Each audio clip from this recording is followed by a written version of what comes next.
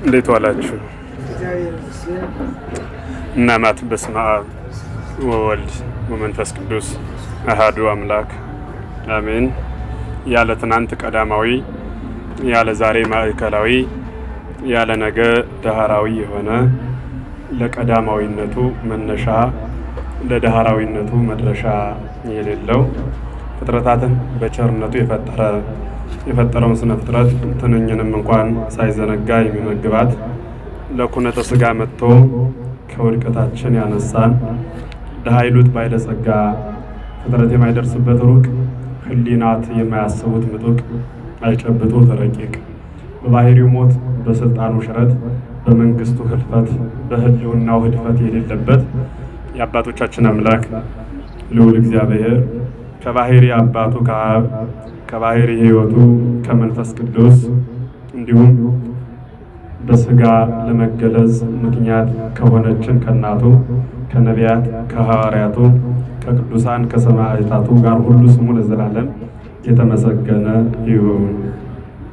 የተከበራችሁ እግዚአብሔር ልጆች፣ በዚህ ቅዱስ ቦታ የተሰበሰባችሁ ሁላችሁ አንድ አምላክ በሚሆን በአብ በወልድ በመንፈስ ቅዱስ ስም እንደምን ዋላችሁ? እንዴት ሰነበታችሁ? እንድናመሰግነው ያሰባሰበን ስሙ ይክበር ይመስገን። ባለፈ በነበረን የትምህርት ጊዜ ስለ ስነ ፍጥረት ከእሑድ ጀምረን እስከ ዓርብ ያሉትን ፍጥረታት አይተናልና ከነዛ መካከል አንድ ፍጥረት ተርፎን ትተነዋል።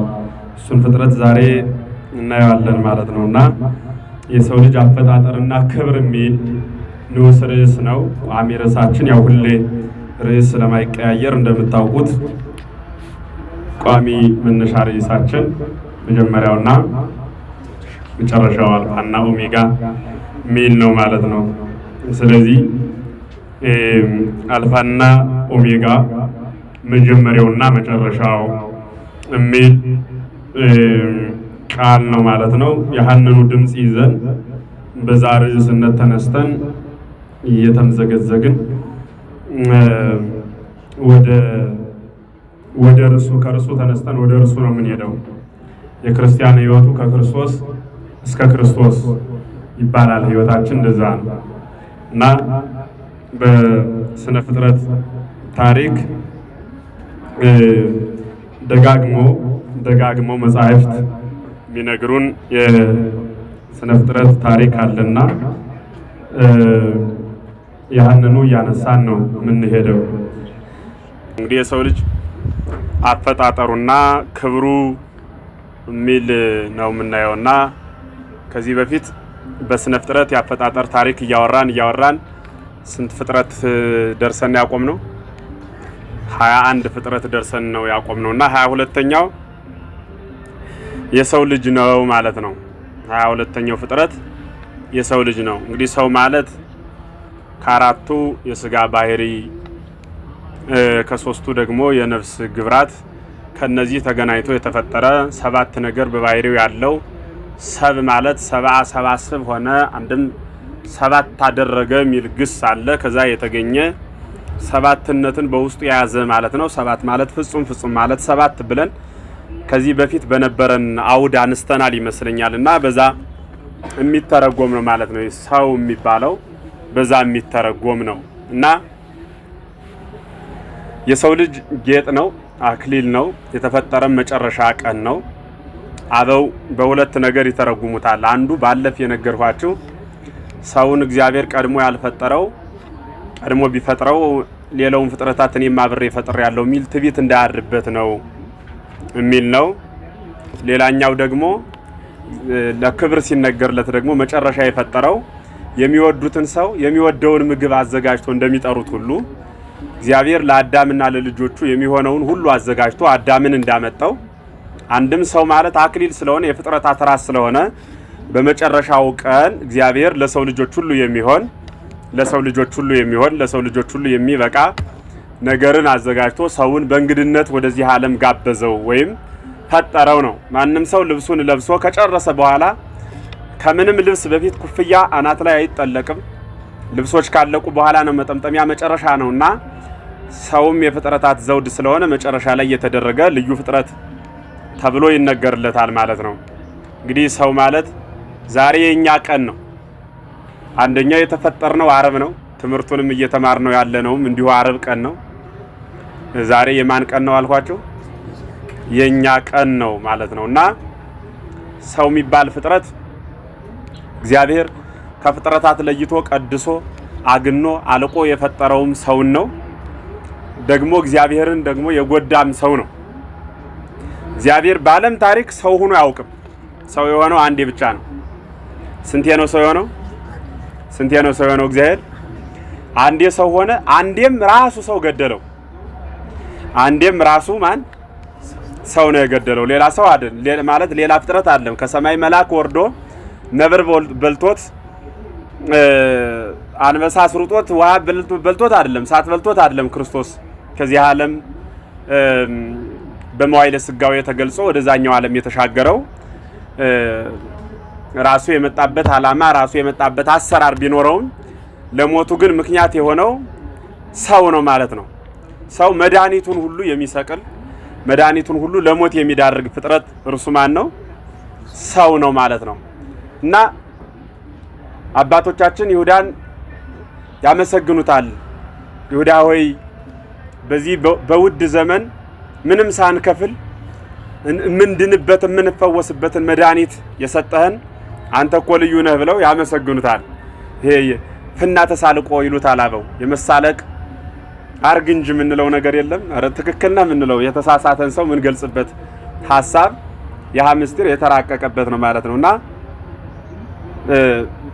ሰው ማለት በአጭር ቋንቋ ማን ነው? ሰው ማለት ማን ነው? አቤት ሰው እስኪ አይቶ የሚያውቅ የምሬን ነው። ሰው አይቶ የሚያውቅ ሰው አለ? ሰው አይቶ የሚያውቅ ሰው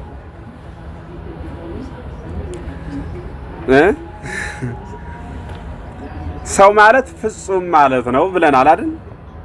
ኃጢአት የሌለበት ሰው ነው ሰው የሚባል። እንደ አረዌ ምድር የሚኖር ከሆነ እርሱ ሰው አይደለም የሚል በእውነት ነው። ገሌ እኮ ሳት ነው እንላለን። አሁን ያ ሰው ሳት ሆኖ አይደለም በግብር ነው። ገሌ እኮ መልአክ ነው ስንለው በጸባዩን እያየን ነው ለሰዎች የምንሰጥበትና በጥቅሉ እንደው ስለ ሰው ወደ ዋናው ትምህርት ከመግባቴ በፊት ሰው ማለት ምን ማለት ነው የሚለውን በጀርባው በጣም ብዙ ጊዜ ርዕሱ ሲጋብዘንም ስንወያይበት ስለቆየነ ሰው ማለት እሳቱ፣ ውሃው፣ መሬት፣ አፈርነቱ በአካል ውስጥ የተዋሃዱለት ፍጥረት ማለት ነው። እኒን በተዋህዶ ይዞ በእሳትነት ጸባዩ የማይናደድ በውሃነት ጸባዩ የማይቀዘቅዝ በመሬትነት ባህሪው በሚፈለግበት ቦታ ላይ ብቻ የሚገኝ ቁጭ የሚል የሚረጋጋ በነፋስነት ጸባዩ የማይቀል በማይፈለግበት ቦታ የማይገኝ የማይሽከረከር ህሊና አበው በአይምሮ የተገጠመለት እንደ ፈቃዱ ሳይሆን እንደ ፈቃድ እግዚአብሔር የሚመራ እርሱ ሰው ይባላል። ቅድም የጠቀስኩላችሁ ነፍስ ማለት ባትሪ ድንጋይ ማለት ናት። ስጋ ማለት ደግሞ ቀፎ ነው።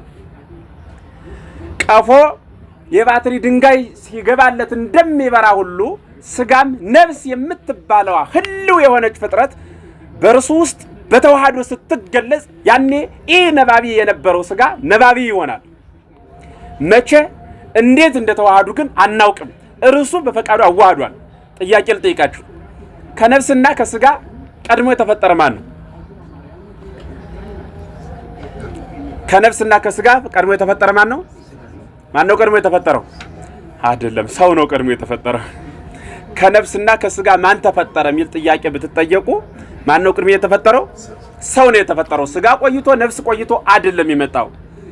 በንግግር እውነት ነው የያዛችኋታለች አንዲት ርዕስ አዳምን ከጭቃ በጃጀው ከዛ በኋላ ግዑዝ አስመስሎ ትንሽ ቆይቶ ፋለው እንዲያ የሚባል የለም። በእኛ መስራት አለ፣ ሰርቶ መያዝ አለ። ከዛ ደግሞ ድንጋዩን እንዲህ መያዝ አለ፣ እዛ ማስገባት አለ። በእኛ ድንጋይ በእግዚአብሔር እንደሱ የለም። ከመቅጽበተ አይን ዳጠ ማለት መጣቀሻ ነገር ስናጣ ምን እንላለን? እንዳይን ጥቅሻ እንላለን። አጠነው እኮ ሐሳብ ከዛም ይፈጥናል። በእኛ አቅም የማይገለጽ ስለሆነ ስለዚህ ሰው የሚባለው ፍጥረት የመጣው የተፈጠረው አንድ ነፍስና ስጋ ቀዳሚት ወይ ቀዳሚ የማይቀድም የማትቀደም ሆነው አንዴ በህብረት የተገኙ ናቸው ማለት ነው። ከአዳምና ከሔዋን ፊት የተፈጠረ ማን ነው? ከአዳምና ከሔዋን ፊት የተፈጠረ ማን ነው? አዳም። አንድ ቀን አብረው እሺ ከአዳምና ከሔዋን ፊት የተፈጠረው የሚነግረኝ ማን ነው? ማሚት ማን ነው የተፈጠረ? አዳም። ጎበዝ። እሺ አቤት ሁለቱም እሺ ሰው አንድ ቀን ስለሆነ የተፈጠረው አንድ ቀን ነው የተፈጠረ። እሺ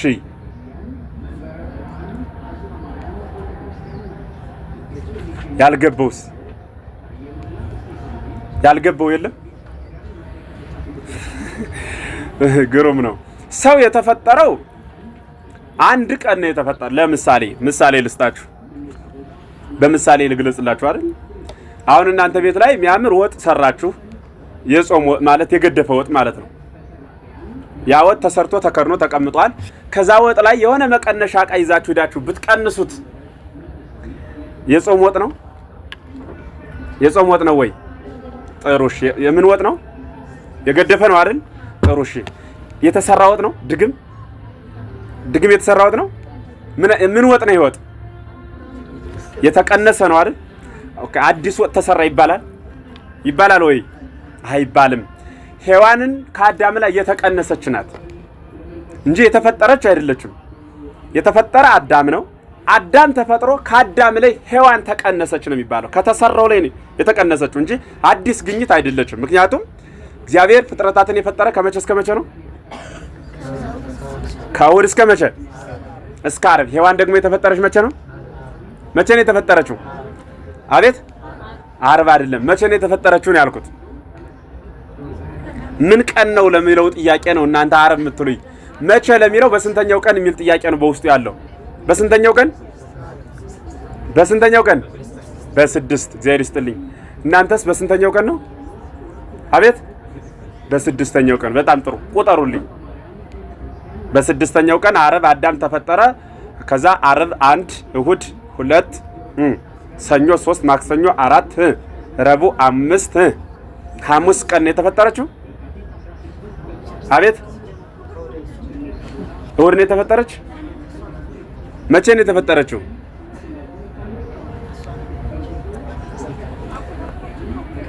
ዓርብ እስከ ዓርብ ስንት ነው? ዓርብ እስከ ዓርብ ስንት ነው? በስምንተኛው ቀን ነው የተፈጠረችው። በጣም ብዙ ጊዜ እኮ ደጋግመን በስምንተኛው ቀን ተፈጠረች የሚባል ትምህርት ይሰጣል። በደንብ ያዙ። የተፈጠረችው በስምንተኛው ቀን ነው።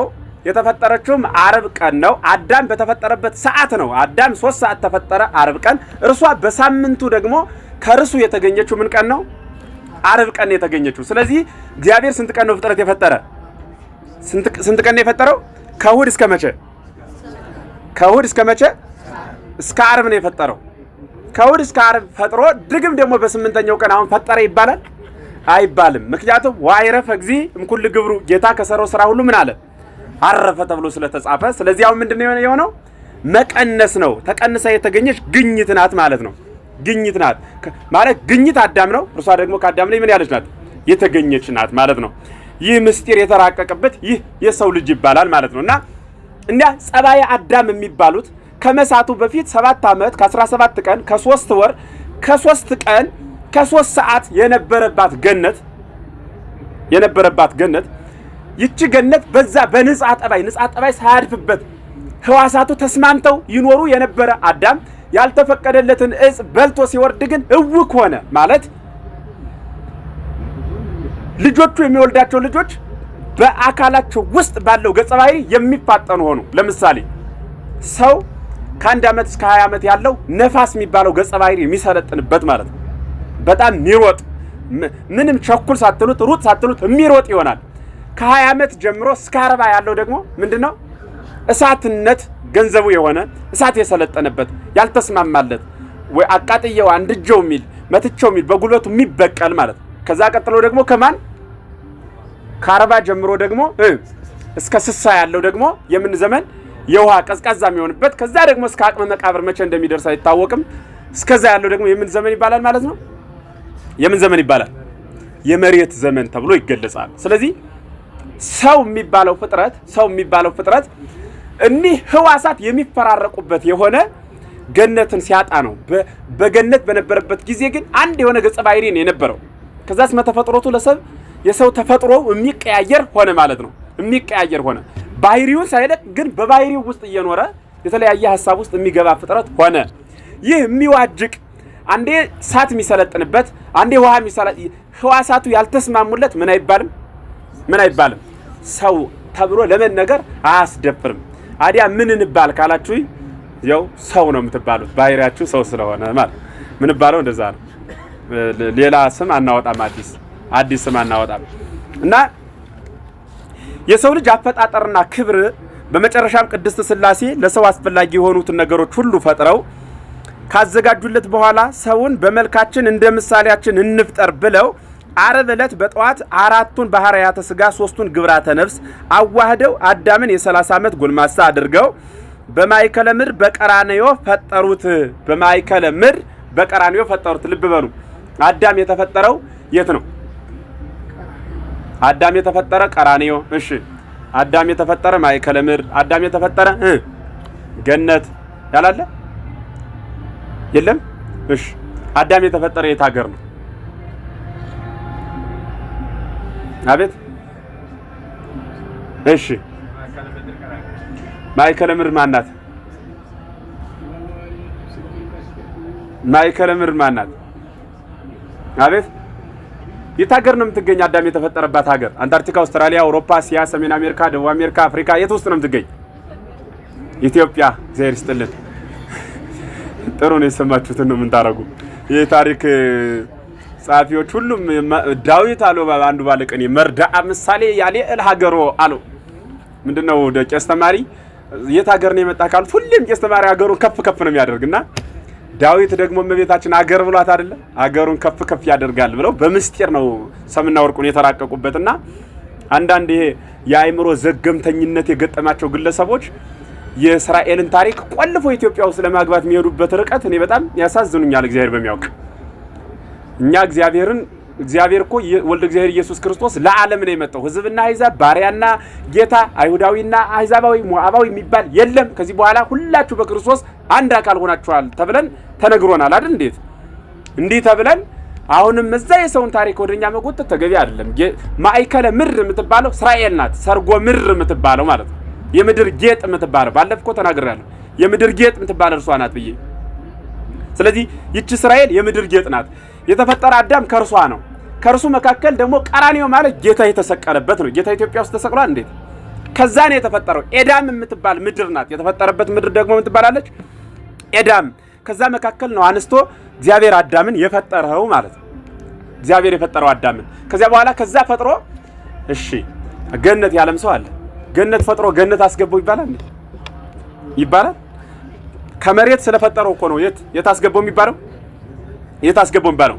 ገነት። ከዛ በኋላ ምን አለው ሲስት ወይ ቤሎ እግዚአብሔር ለአዳም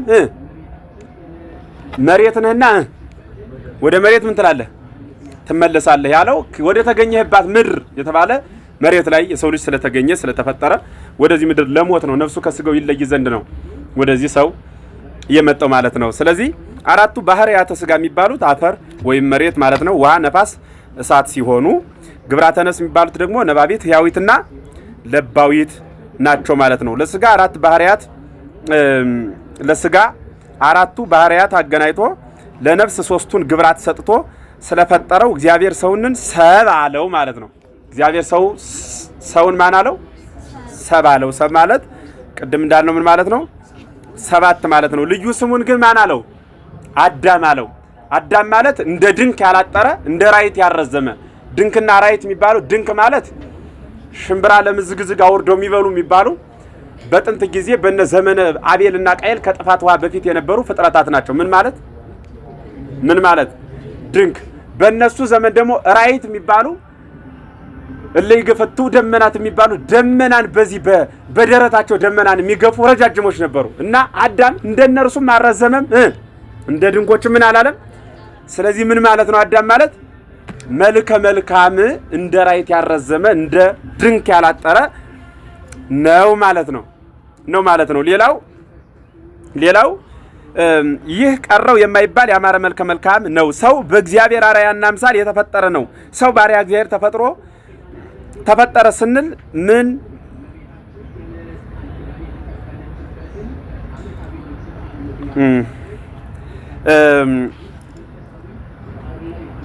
ሰው ባሪያ እግዚአብሔር ተፈጠረ ስንል አርአያ እግዚአብሔር ምንም እንኳን የሰው ልጅ አርአያ እግዚአብሔር ነው ብንለው የእግዚአብሔር ጸጋው ዘላለማዊነት ነው።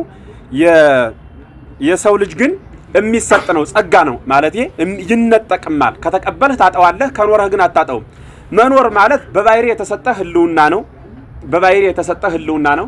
መኖር ማለት መሰጠት ማለት ግን ልብስ ነው። ለምሳሌ የሰው ልጅ የራሱ ነገር ምን አለው ቢባል ምንም የለውም። እናቀራርበው ካልነ ግን አንድ ሰው የኔ ብሎ መጥራት የሚችለው አካሉን፣ እጁን፣ እግሩን ነው። የለበሰው ልብስ እንኳን የተቀበለው ስለሆነ ከእርሱ ጋር የሚሄድ አይደለም። እግዚአብሔር ግን አምላክነቱ የባህሪው የራሱ የጸጋው በባህሪው ጸንቶ የሚኖር ነው ማለት ነው። ሰው ማለት በማን አምሳል የተፈጠረው ነው ያልኳችሁ? በእግዚአብሔር አምሳል የተፈጠረ። ስለዚህ ሰው እግዚአብሔር ሲናፍቀው ማንን ማየት አለበት? ሰውን ማየት አለበት። አሁን እናንተ በጣም የምትወዱት ሰው ከሀገር ባይኖር ምኑን ነው የምታዩት? ፎቶው የሰውየው ምኑን ይገልጻል? አካሉን ይገልጻል አይደል? እንዲህ ያለ ነው ብለን እናየዋለን አይደል? ስለዚህ ሰው ማለት የእግዚአብሔር ፎቶ ማለት ነው። እግዚአብሔር ፎቶ አለው ወይ ቢባል ፎቶ ማን ነው? ሰው ነው ማለት ነው። ምክንያቱም እንደ አርአያችን እንደ ምሳሌያችን ምን እንፍጠር። ማስረጃ እግዚአብሔር ሰው በእግዚአብሔር አምሳል ለመፈጠሩ የሚያስረዱልን መጻሕፍት መዝሙረኛው ዳዊት ምዕራፍ 26 ቁጥር 8 እስከ 9፣ ኢሳይያስ 66 ጻፋችሁ። መዝሙረኛው ዳዊት 32 ማለት 26 8 እስከ 9። በእርግጥ 32ም አለ 32 18 ላይም አለ ያስረዳል። እዛ ላይ 32 ቁጥር 18 ኦር 19 ኢሳይያስ 66 አላችሁ። በእግዚአብሔር አምሳል ተፈጠረ ማለቱም በአዋቂነቱ፣ በንጽህናው፣ በቅድስናው፣ በየዋህነቱ የእግዚአብሔር እንደራሴ ሆኖ በምድር ላይ የፍጥረታት ገዥ በመሆኑ ነው። አንድም እግዚአብሔር ሰውን ባሪያውና በአምሳሉ ፈጠረ መባሉ በምን ቢመስለው ነው ቢባል እግዚአብሔርን የምንመስልበት እንግዲህ በርካታ ጉዳዮች አሉ። እንግዲህ ሰው መወደድ ያለበት በሰውነቱ ነው። በተለይ ይሄ ትምህርት እንደ እግዚአብሔር ፈቃድ ካለቀ እንዲያው ባያልቅም መሀል ላይ የሆነ ነገር ሰዓት አመቻችተን ስነሰብ የሚባል የስብዕና ትምህርት ያስፈልገዋል ለሰው ልጅ። ሰው ሳይሆን ሌላ ነገር እየሆነ ነው አገር የጠፋው። ከምንም በፊት ሰው መሆን ይቀድማል። ሰውን መውደድ ያለብን በሆነ በበጀት በሆነ ነገር ለክተን አይደለም። ሰው ስለሆነ ልንወደው እንችላለን። ከዚያ በኋላ በሃይማኖት የማይመስለንን እየለየን የራሳችን አነዋወር እንኖራለን። ሰውን ግን መውደድ የክርስትና መገለጫ ሰውን መውደድ ነው። ሰይጣንን አንዳንድ ሰዎች በምን የምታሸንፉት ይመስላችኋል? አሁን ሰይጣንን በምን ታሸንፈዋለህ ቢባል አንዳንድ ሰው በጾም በስግደት ነው አይደል የሚመስላችሁ? በጸሎት ነው የሚመስላችሁ አይደል? ሰይጣንን በጾም አታሸንፉትም። ምክንያቱም አይበላማ፣ እሱም አይበላም። ጾም የሚያጸድቅ ቢሆን ሰይጣን ምን አይልም? አይበላም። ጾመኛ ነው እሱ ሁሌም። በስግደት ከሆነ ይሰግዳል፣ ይንቀጠቀጥማል ይላል አምላኩ። ሰይጣን መጽሐፍ ቅዱስ ነው እንዲያሚሉ እና እሱ በምንድን ነው ልናሸንፈው ምንችል ከተባለ ሰይጣን ሰውን ስለሚጠላ ሰይጣንን መብለጥ የሚፈልግ ሰው ሰይጣን የሚጠላውን ሰው መውደድ አለበት ማለት ነው። ስለዚህ ሰው ምን ማለት ነው ካላችሁ የሚወደድ ስግው መሆን። ይሄ ምንድነው? ዓለም ላይ ወደ ሰማይ ከሚሄዱ ፍጥረታት ብቻውን የሚሄድ ከኛ ጋር ማን ነው? ማንም ሄደው ሰማይ ላይ ስንት ፍጥረታት ነው የቆጠርነው እስካሁን? አጠቃላይ የቆጠርነው ስንት ፍጥረታት ነው? 22 አይደል? ጠቅላላ የቆጠርነው ጥሩ 22 ስነ ፍጥረታትን ስንቆጥር ወደ ሰማይ የሚሄድ ፍጥረታት ብለንስ የተናገርን ፍጥረት ስንት ፍጥረት ነው? ስንት ፍጥረት? እሱ ማን ነው? ከዛ የሚሄድ አብሮን ማን ነው? ሰው ማለት ነው። እናንተ አሁን ምሳሌ ልንገራችሁና ኢየሩሳሌም ልትሄዱ ነው። በእግራችሁ እንደው የለ ሆኖ እግዚአብሔር ብርታት ሰጥቶን 40 ቀን ይፈጃል ተብሎ ልትሄዱ ነው እና ተዝለ የተነሳ ነው ጉዞ አምስት ሆናችሁ ጉዞ ጀመራችሁ። አንድ ሰውዬ ደግሞ አገኛችሁ። ያገኛችሁት ሰውዬ መሄድ እስከ የት ነው? አምስቱ እስከ ኢየሩሳሌም ነው የሚሄዱ። አንድ ሰውዬ ግን ያገኛችሁት እስከ አቤ ማዶ ነው የሚሄድ። እስከ የት ነው ያልኳችሁ? አሁን ጥብቅ ግንኙነታችሁ እስከ አቤ ማዶ ከሚሄደው ሰውዬ ጋር ነው? እስከ ኢየሩሳሌም ከሚሄዱት ጋር ነው? ከማን ጋር? እኛ እኮ እስከ አቤ ማዶ ከሚሄድ ገንዘብ ጋር ነው አሁን ግንኙነታችን እንጂ እስከ ሰማያዊቷ ኢየሩሳሌም ከሚሄድ የሰው ልጅ ጋር ግንኙነት የለንም። ተኮራርፈናል እኮ። አሁን ሰው እኮ ደስተኛ አይደለም። ሰላማችን ያጣነው ለምን እንደሆነ ታውቃላችሁ? ሰው ሰላሙን የሚያገኘው ሰውን ሲወድ ነው። በግልባጩ ሰላሙን የሚያጣው ሰውን ሲጠላ ነው። ሰውን በማጣት የማይከፋ የለም፣ ሰውን በማግኘት የማይደሰት የለም። አሁን አንዳንድ ሰዎች ከፈኝ ይሏቸዋል። ምን ሆናችሁ ነው ስትሏቸው ሰው ጎድቷቸው ነው የተከፉት። ትዳራቸው በሰው ተበጥብጦባቸው፣ በጀታቸው በሰው ጠፍቶባቸው፣ ያሰቡት በሰው ከሽፎባቸው፣ ሰው አስቀይሟቸው በሰው ነው መኖርን የጠሉት። ከፊሎቹ መኖርን የወደዱት ደግሞ በምን ነው? በሰው። ሰው ማለት የሰው ልጅ ትልቁ ልብስ ነው። ኢየሩሳሌም ሄዶም ብራብ አላበላችሁኝም ብጠማ አላጠጣችሁኝም የሚለው ጥያቄ ሲጠየቅ አብሮን ሄዶ የሚሰማ ማን ነው? ማን ነው? እርሱ ሰው ማለት ነው። ስለዚህ ሰው የሚባለው ፍጥረት በጣም ልዩ ፍጥረት፣ በእግዚአብሔር አራያና አምሳል የተፈጠረ ፍጥረት ማለት ማን ነው? ሰው። ስለዚህ ሰው በእግዚአብሔር መልክና አምሳል ተፈጥሯል የተባለው አንደኛ እግዚአብሔር በባህሪ የሚገዛውን እኛ በጸጋ እንድንገዛው ሰጥቶናል። ለምሳሌ እኛውን ከብቱን፣ ፈረሱን፣ በቅሎውን እኛ ነን አይደል የምንገዛው? እግዚአብሔር ገዛቸው አይደል? ገዛቸው። የእግዚአብሔር ገዥነት በምንድን ነው? በባህሪ ነው። እኛ ግን በጸጋ ምን እንላቸዋለን? እንገዛቸዋለን። የሚገርማችሁ በጉልበት የሚበልጡንን እንገዛቸዋለን። በጉልበት በምግብ አበላል የሚበልጡንን። አሁን አሳማና ሰው ከአሳማና ከሰው ማን ነው ብዙ የሚበላ? አቤት ከአሳማና ከሰው ማን ነው ብዙ የሚበላ? አሳማ ብዙ ይበላል። አሁን በጉልበት ከአሳማና ከሰው ማን ይጎለብታል? ማን ይጎለብታል? አሳማ። እሺ የሚገዛስ ማን ነው? ማን ነው የሚገዛ? ሰው። ጉልበተኛውን እንገዛው ዘንድ ኃይል ተሰጥቶናል። ጉልበተኛውን አናምርትን እንድንገዛ። አራዊት በጣም ክፉ የሚባሉት አራዊት ለምሳሌ ነብር እኮ በጣም ክፉ ነው አይደለ? አንበሳ በጣም ክፉ ነው። አሁን የሚገርማችሁ አንድ ጫካ ላይ አንድ ነብር ብታዩ ይሮጣል። ነብር ወደ ሰው አይመጣም። ጅብ ከጅብ በላይ ጉልበት የለም። የሰባት በቅሎ ያክል ጉልበት አለው ነው አይደል የሚባለው? ጅብን የሚገርማችሁ ብታገኙት ይሮጣል እንጂ ወደ እናንተ አይመጣም። አራዊት የበላቸው ሰዎች እኮ አንደኛ አራዊቶች ተራክቦ በሚያደርጉበት ሰዓት በብዛት ያኔ በብዛት ስለሚሯሯጡ ብዙ ስለሆኑ እግረ መንገድ ሲያገኙ ይበላሉ። አንድ ሁለተኛ ግለሰቡ ወደ እነርሱ ሲጋፋቸው ነው እንጂ አልፎ የሚሄድን ሰው አድነው አራዊት አይበሉ ቢረባቸው እንኳን። የውም እንዲው ተበሉም ተዋቸው ይብሉ። ሌላ ፍጥረት ሰውን ምኑም በሉት እንበል። ጅብ ግን 10 ቢርበው ጅብን አይበላም። ዓለማችን ላይ ትልቁ ሆዳም ዞን ነው። ዞን ከሰጡት 5 በርኒል ምግብ በቀን ይበላል ተብሎ ይታመናል። ዞን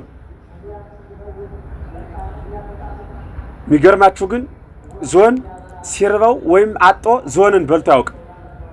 ዓለም ላይ ትንሽ ነገር ከሚበላ ፍጥረት አንዱ የሰው ልጅ ነው። ግማሽ እንጀራ አይበላም። ለዛውም ጤና ያላቸው ሰዎች። ይሄን ለመብላት ወንድሙን የሚቀብር ግን የሰው ልጅ ነው። ያኛው የሚያስብ ህሊና ሳይኖረው 5 በርኒል የሚበላ ሆድ ተሸክሞ ወንድሙን አልበላም ብሎ ሲተኛ ግማሽ እንጀራ የሚበላ አቅም ይዞ ወንድሙን የሚበላ ሆነ። እግዚአብሔር እኮ የሰው ልጅ ወደ ምድር ሲያመጣው የሚያስፈልገውን ሳይደግስ እግዚአብሔር ያመጣል። የሚያስፈልገውን ደግሶ ነው እግዚአብሔር የሚያመጣ።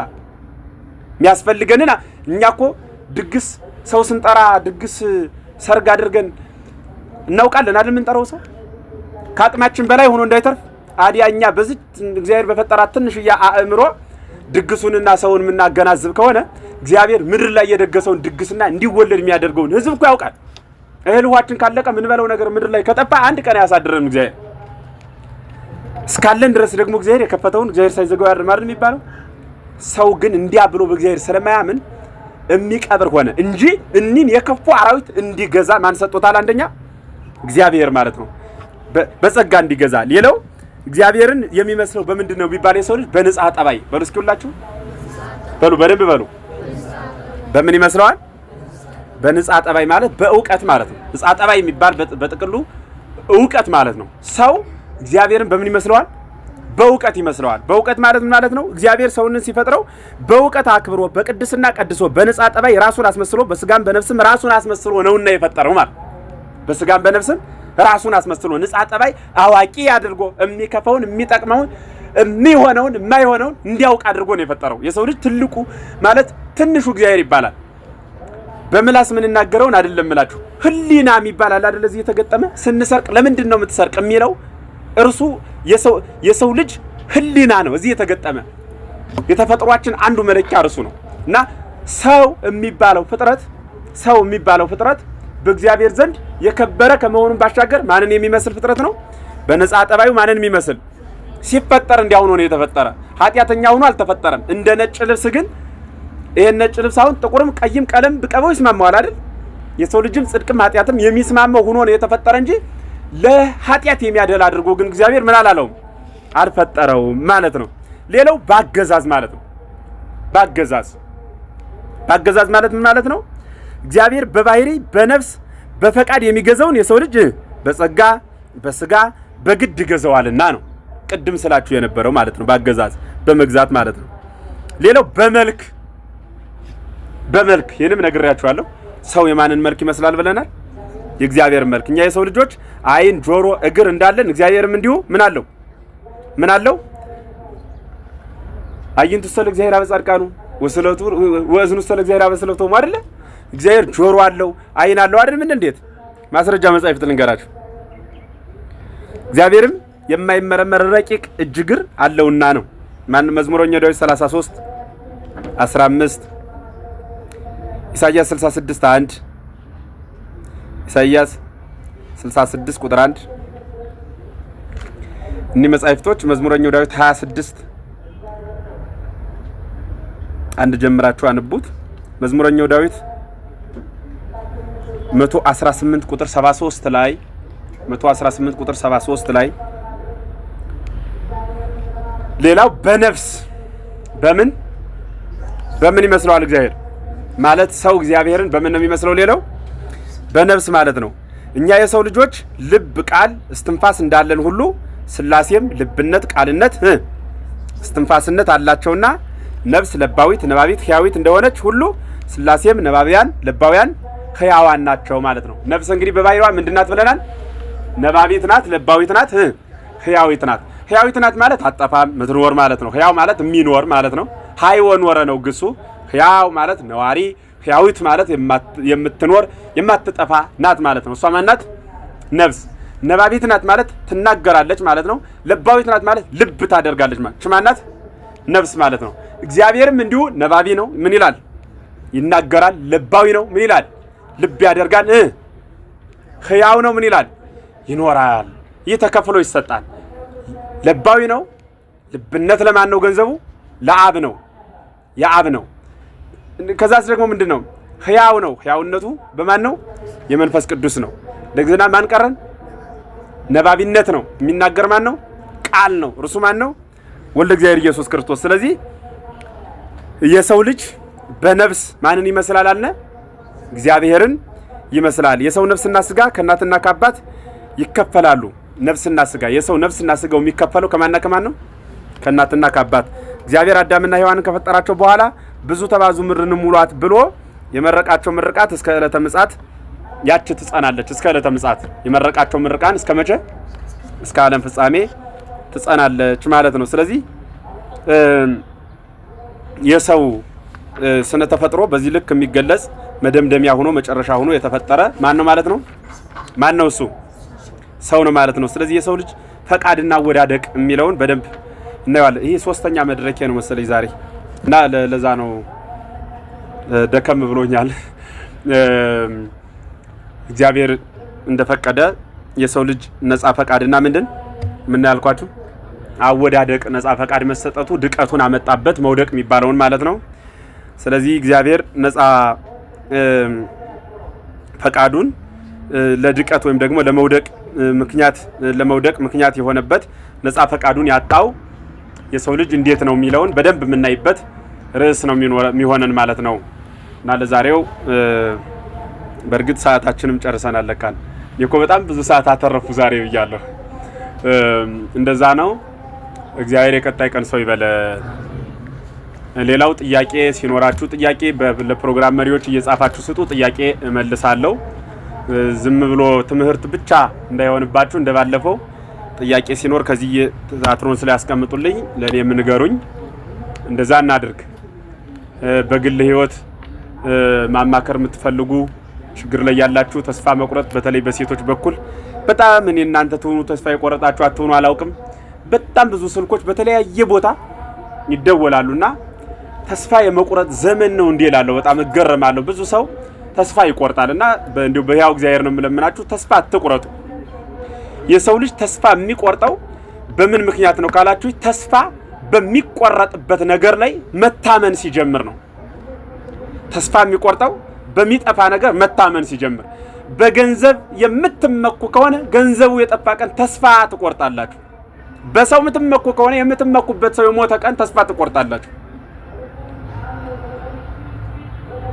የምትመኩት ሁሌ በማይጠፋው በእግዚአብሔር መሆን አለበት። ተስፋችን በእግዚአብሔር ሊሆን ይገባል። የእግዚአብሔር ተስፋ የሌለው ሰው መቼም ቢሆን የሚጠፋ ነገር ላይ ተስፋውን የተመረኮዘ ሰው ያ ያለ የሌለለት ራሱን ያጣል። እና አደራ በጣም ጽኖች መሆን ይጠይቃል። እኔ ፈተና ነው ወይ ያልኩም ነበር። ብዙ ድምጾች ነው የምሰማ። እንዴ እኔ ራሴን ላጠፋ ነው የሚል ድምጽ ሰማለሁ። ይሄ ባልኖር ይሻለኛል የሚል ድምጽ ሰማለሁ። ምን ሁሉ ነገር ተበላሸብኝ ይላል። በቃ የሆነ ንግድ ሲስተም ላይ ተስፋ አድርገው ነበር፣ እሱ የለም። የሆነ ቦታ ላይ በንግድ የተቋቋመ ሃይማኖት የለንም እኛ። ይኸው ክርስቶስ ላይ ተስፋ ማድረግ እንዘ ባይሉቱ አንደ የርይሶ ባይለ ጸጋ ሲሆን ራሱን ድሃ ከሁሉ አደረገ አይደል? ምን እንዴት ጌታ እኮ ራሱን ድሃ ያደረገ ለምን ይመስላችኋል? ዛሬ የለኝም የሚል ሰው እኮ እንደ ክርስቶስስ ምን ነበረው ብለን እንድንጽናና እኮ እርሱ ያልሆነው የለም እኮ። ለቆናጸል ግበቦሙ ለቀበሮች ጉድጓድ ያላቸው ወላ አእዋፈ ሰማይኒ ምጽላልቦሙ በሰማይ የሚበሩ ወፎች የሚጠጉበት ዛፍ አላቸው። ለወልደ ጓለመውሰ አልቦሙ ምስማክ ዘያሰምክ ርይሶ። የሰው ልጅ ወልደ እግዚአብሔር ኢየሱስ ክርስቶስ ግን ራሱን የሚያስጠጋበት ዋሻ እንኳን የለውም ይላል። የደብረ ዘይት ዋሻ ነበረ። ከዛ ሊያባራ ሲሄድ እረኞች እየወሰዱ ከብት ያቆሙበት ነበር። እርሱ ዝናብ እየመጣው ከላይ የተራራው ላይ ወጥቶ ነበር። አልቦሙ ምስማክ ዘያሰምክ ርይሶ። የሚጠጋበት ጉድጓድ እንኳን የለውም ማለት ከብት እየወሰዱ ያቆሙበት። ምንም እንዘ ባይሉቱ አንደ የርይሶ እናቱ ምንም የሌላት አንድ ቀን በስተት መዘጋጃ ሄዳ ቤት ጠይቃ ማታውቅ፣ አንድ ቀን በስተት መብራት ብላ ውሃ ብላ ማጠይቅ፣ አንድ ቀን ሄዳ በስተት ዘይት ስኳር አካፍሉኝ ብላ ያልቆመች በስደት እንደዛ ያሳለፈች እናት ነው ያለችው እኮ። እኛ እንዲህ አይነት የማትሞት እናት እያለችን ዘላለማዊ ቤት ሰማይ ላይ ስላላት ዘላለማዊት ስለሆነች ቤቷ ዘላለማዊ ነውና ጊዜያዊት ስላልሆነች ጊዜያዊ ቤት ስላላስፈልጋት እንዲሁ ነው ያለፈች ምንም ቤት ሳይኖራት ልጇ ጋር ስትንከራተት ከዛ ደግሞ ከዮሐንስ ቤት ሄዳ ተጠግታበት እንዲህ ነው የኖረችው። እኛ የራሳችን የሆነ ቤት ኑሮን ተከራይተን መክፈልም እየቻለን እንዲያ ሆነን እንኳን በእግዚአብሔር ተስፋ የማንጠል ሰዎች ቁስ ላይ ተስፋችን ይሆንና ያን ስናጣ ተስፋ ምን ቆርጥ ለምን ያን ሆነልኝም ምንል ሰዎች አለንና በጣም አደራ። ይሄ በሴቶች ይጸናል። ተስፋ መቁረጥ ተገቢ አይደለም። እሺ በእግዚአብሔር ተስፋ ሁላችን ሊኖረን ይገባል። እግዚአብሔር የቀጣይ ቀን ሰው ይበለን። ወስብሐት ለእግዚአብሔር። ይቆያል።